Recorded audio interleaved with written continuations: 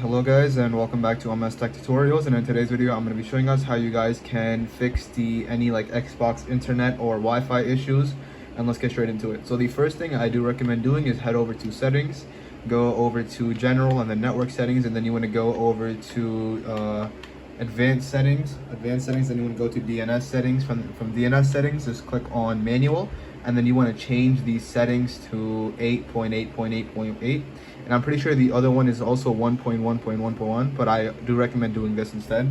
So, and then once you're done with that, another thing I do recommend doing is either restart your Wi-Fi router, and if you don't know how to do that, all you have to do is simply just unplug all of the wires out of your router, wait like a few minutes, like 1 or 2 minutes, and then replug them. And then once you do that, that should be good to go. You can also move it closer to your Xbox as well. And you can also always go for an Ethernet, because if you do connect an Ethernet cable to your Wi-Fi instead of using a regular network connection, it's much faster. It is much faster. And yeah, that is honestly it. These are the main things you guys can do. You can always make sure your game is up to date, like the Xbox is up to date. And you can also, you can also restart your Xbox as well. So if you don't know how to do that, go ahead and go to power, turn it off, turn the console off.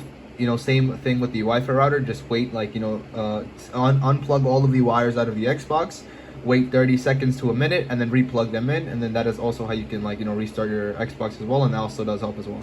And yeah, so once you do all of these things, you should be good to go and you're all set. So yeah, that is it for the video. Thank you guys for watching. Make sure to give the video a thumbs up, subscribe to the channel, and have a great day.